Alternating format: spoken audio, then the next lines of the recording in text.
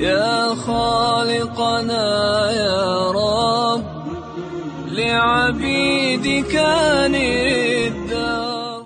وہ کیا کہ ایک حدیث میں آتا ہے نبی اکرم صلی اللہ علیہ وسلم کے بارے میں کہ سئل رسول اللہ صلی اللہ علیہ وسلم عن الوضوء من لحوم الابل.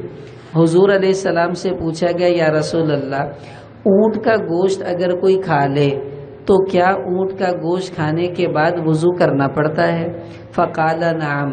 آپ صلی اللہ علیہ وسلم نے فرمایا ہاں توضؤوا منها. اگر تم نے اونٹ کا گوشت کھا لیا ہے تو وضو کرنا پڑے گا، وضو کرو. اب لوگ یہ کہتے ہیں کہ چونکہ اس حدیث میں یہ کہا گیا کہ اونٹ کا گوشت کھانے کے بعد وضو کرو تو اس کا مطلب ہے کہ اونٹ کا گوشت کھانے سے وضو ٹوٹ جاتا ہے، لہٰذا نئے سرے سے وضو کرنا پڑے گا. سب سے پہلے تو یہ بات سمجھ لیں کہ اس حدیث سے ائمہ اربعہ میں سے صرف امام احمد بن حنبل کا مسلک ہے کہ وضو کرنا پڑے گا اونٹ کا گوشت کھانے کے بعد. امام ابو حنیفہ، امام شافعی جو امام احمد بن حنبل کے استاد ہیں، اور امام مالک رحمۃ اللہ علیہ، ان تینوں کا مسلک یہ ہے کہ اونٹ کا گوشت کھانے سے وضو نہیں ٹوٹتا اور نہ وضو دوبارہ کرنے کی ضرورت ہے. لیکن لوگوں میں چونکہ عادت ہے کہ ان کو کوئی انوکھی بات مل جائے نا تو وہ پھر اس کو آگے بتاتے ہیں، پھیلاتے ہیں. اب یہ حدیث مل گئی، اب انہوں نے آگے فارورڈ کرنا شروع کر دی، واٹس ایپ پہ، فیس بک پہ، اپنی آئی ڈی پر لگا دی کہ لا صاحب دیکھو حضور نے کہا کہ اونٹ کا گوشت کھاؤ تو وضو کرو اور بکری کا گوشت کھاؤ تو وضو نہ کرو. اب اس کے مفہوم سمجھ لیجئے. عربی زبان میں وضو کے دو مطلب آتے ہیں. ایک وضو کا مطلب وہ ہے جو ابھی آپ نے نماز سے پہلے کیا تھا، مثلا منہ دھویا اور کرلی کی، ناک میں پانی ڈالا، بازو وغیرہ دھوئے. تو جو نماز سے پہلے ہم کرتے ہیں اس کو بھی عربی زبان میں وضو کہتے ہیں، اور عربی زبان میں ہاتھ دھونے کو بھی وضو کہتے ہیں، کرلی کرنے کو بھی عربی زبان میں وضو کہتے ہیں. یہ سب حدیثوں کے اندر موجود ہیں. مثلا ترمذی شریف کی حدیث ہے، حضور علیہ السلام نے فرمایا کہ برکت الطعام الوضوء قبلہ والوضوء بعدہ، کہ کھانے کی برکت دو چیزوں میں ہے.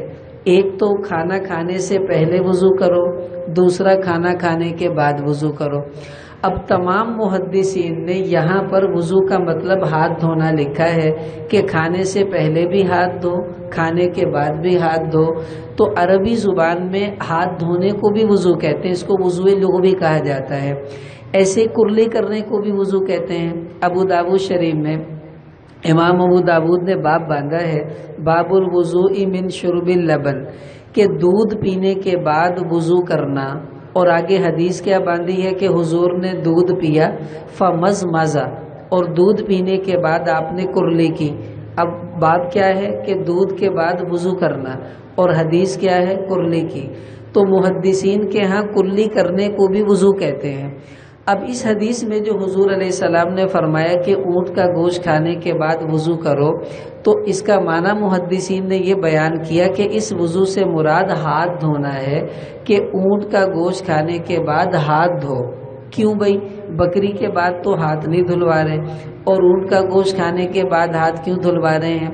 اس کی وجہ حدیث میں آپ نے خود بتایا کہ اونٹ کے گوشت کے اندر چربی زیادہ ہوتی ہے، بکری کے گوشت میں چربی نہیں ہوتی.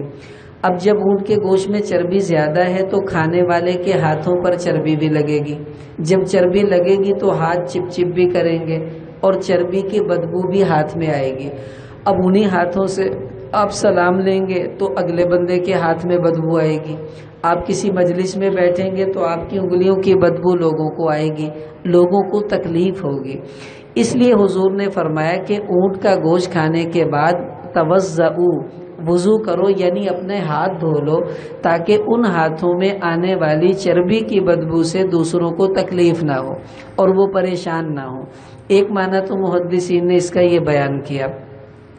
دوسرا اس کا معنی یہ بیان کیا کہ یہ حدیث جو ہے اس کے اندر جو وضو ٹوٹنے کا ذکر تو ہے ہی نہیں ہے، یہ کہا گیا کہ اونٹ کا گوشت کھاؤ اس کے بعد وضو کرو. اب اسی حدیث کو امام طبرانی رحمۃ اللہ علیہ نے بیان کیا دوسرے الفاظ میں.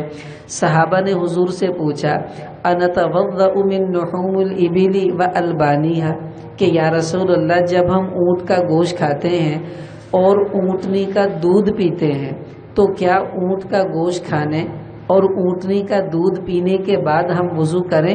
फ़क़ाल नअम, तो हुजूर ने फरमाया हाँ, उसके बाद वज़ू करो।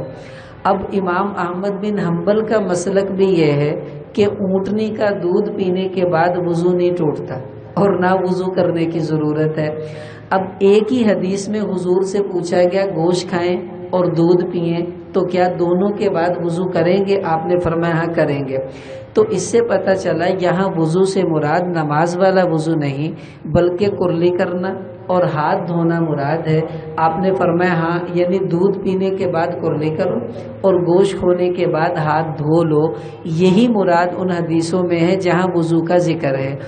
और उलमा फरमाते हैं कि अगर इससे मुराद नमाज वाला वज़ू भी लें तो ये हुक्म अब मनसूख हो चुका है। इब्तिदा में किसी ज़माने में ये था लेकिन बाद में ये मनसूख हो गया। कैसे?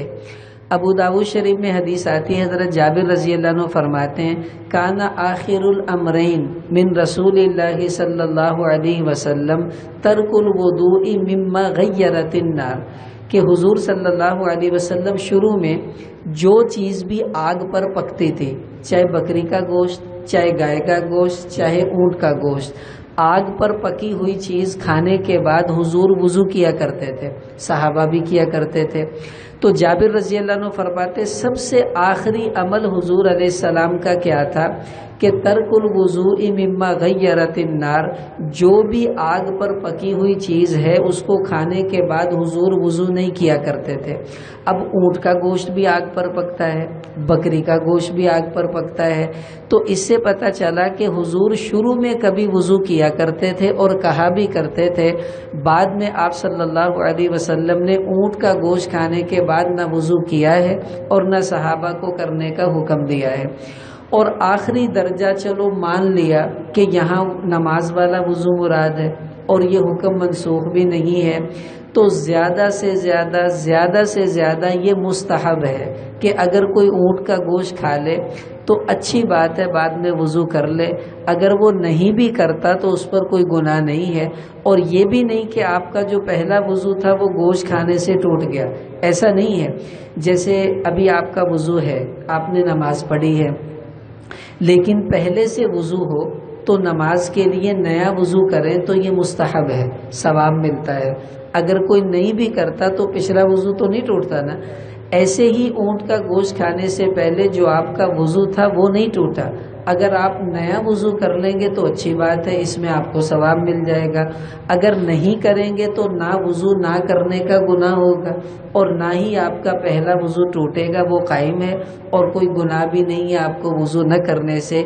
इसलिए इस मसले को भी अच्छी तरह समझ लेना चाहिए।